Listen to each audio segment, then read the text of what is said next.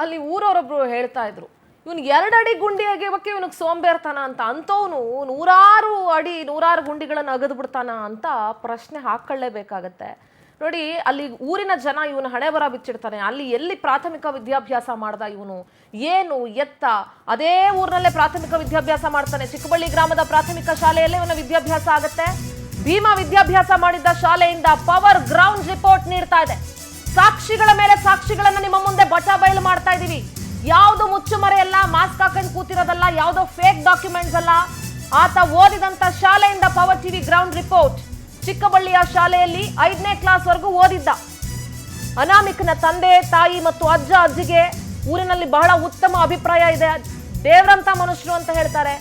ಬಾಲ್ಯದಿಂದಲೂ ಈತ ಸೋಮಾರಿ ಆಗಿದ್ದ. ಬಿಟ್ಟಿ ದುಡ್ಡು ಸಿಕ್ಕಿದ್ರೆ ಏನ್ ಬೇಕಾದ್ರೂ ಮಾಡೋ ಅಂತವನು. ಕೆಲಸ ಮಾಡ್ತಾ ಇರ್ಲಿಲ್ಲ. ತಂದೆ ತಾಯಿ ತೀರ್ಕೊಂಡ ನಂತರ ಪಂಚಾಯತಿ ಕೆಲಸ ಇದ್ರು ಮಾಡಿರ್ಲಿಲ್ಲ. ಇವನು ಭಾರಿ ಇವನೇನೋ ದೊಡ್ಡ ಮನುಷ್ಯಂತನ, ಇವನು ನಾನು ಈ ಕೆಲಸ ಮಾಡ್ಬೇಕಾ ಅನ್ಕೊಂಡು ಓಡಾಡ್ತಾ ಇದ್ನಂತೆ ಊರಲ್ಲಿ. ಕೆಲಸ ಮಾಡದೆ ಕುಟುಂಬದ ಜೊತೆ ಧರ್ಮಸ್ಥಳಕ್ಕೆ ಶಿಫ್ಟ್ ಆಗಿದ್ದ ಇವನು. ಧರ್ಮಸ್ಥಳದಿಂದ ಓಡಿಸಿದ ಮೇಲೆ 2014ರಲ್ಲಿ ಮತ್ತೆ ಚಿಕ್ಕಬಳ್ಳಿಗೆ ವಾಪಸ್ ಆಗ್ತಾನೆ ಇವನು. ಆದ್ರೆ ಗ್ರಾಮದಲ್ಲಿ ಕೆಲಸ ಮಾಡಕ್ಕಾಗದೆ ಮತ್ತೆ ಊರ್ ಬಿಟ್ಟು ಹೋಗ್ತಾನೆ. ನೋಡಿ ಅವನ ವ್ಯಾಸಂಗ ಪ್ರಮಾಣ ಪತ್ರ ಇದು.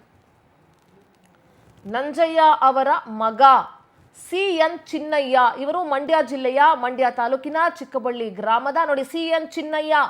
ಪವರ್ ಟಿವಿ ಈತನ ಹೆಸರನ್ನ ಹೇಳಿತ್ತು. ಈತ ಯಾರು ಅಂತ, ಸರ್ಕಾರಿ ಶಾಲೆಯಲ್ಲಿ 86-87ನೇ ವರ್ಷದ ಅಲ್ಲಿದೆ ನೋಡಿ ದಾಖಲಾತಿ ಸಂಖ್ಯೆ 22/86-87 ಸರ್ಕಾರಿ ಹಿರಿಯ ಪ್ರಾಥಮಿಕ ಪಾಠಶಾಲೆ ಚಿಕ್ಕಬಳ್ಳಿ ಮಂಡ್ಯ ಜಿಲ್ಲೆ.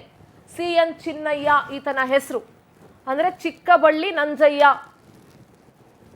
ಇವರ ಮಗ CN ಚಿನ್ನಯ್ಯ ಇಲ್ಲಿ ಓದಿದಾನೆ ಅಂತ ಹೇಳಿ ಸೀಲ್ ಹಾಕೊಟ್ಟಿರುವಂತಹ ವ್ಯಾಸಂಗ ಪ್ರಮಾಣ ಪತ್ರ, ಎಕ್ಸ್ಕ್ಲೂಸಿವ್ ಡಾಕ್ಯುಮೆಂಟ್. ವೀಕ್ಷಕರೇ, ನಿಮ್ಮೆಲ್ರಿಗೂ ಗೊತ್ತು, ಪವರ್ ಟಿವಿ ಯಾವುದೇ ದಾಖಲಾತಿ ಇಲ್ಲದೆ ಸುದ್ದಿಯನ್ನ ಪ್ರಸಾರ ಮಾಡಲ್ಲ. ಬರೀ ಬ್ರೇಕಿಂಗ್ ಗಳನ್ನ ಹಾಕಿ ನಾವೇನೋ ದೊಡ್ಡ ಸೂಪರ್ ಎಕ್ಸ್ಕ್ಲೂಸಿವ್ ಕೊಡ್ತಿದೀವಿ ಅಂತ ಹೇಳ್ತಾ ಇಲ್ಲ.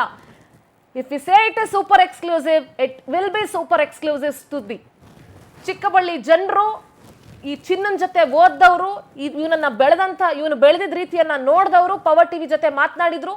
ಎಲ್ಲವನ್ನ ಕೂಡ ನೀವು ಕೇಳಿಸ್ಕೊಂಡಿದ್ದೀರಿ. ಈತನ ಹಣೆ ಬರ ಏನು, ಇವನ ನಡೆ ಏನು, ನುಡಿ ಏನು, ಇವನು ಯಾವ ತರ ವ್ಯಕ್ತಿತ್ವ ಇತ್ತು, ಎಲ್ಲವನ್ನ ಕೂಡ ಅಲ್ಲಿನ ಜನ ಹೇಳಿದ್ದಾರೆ.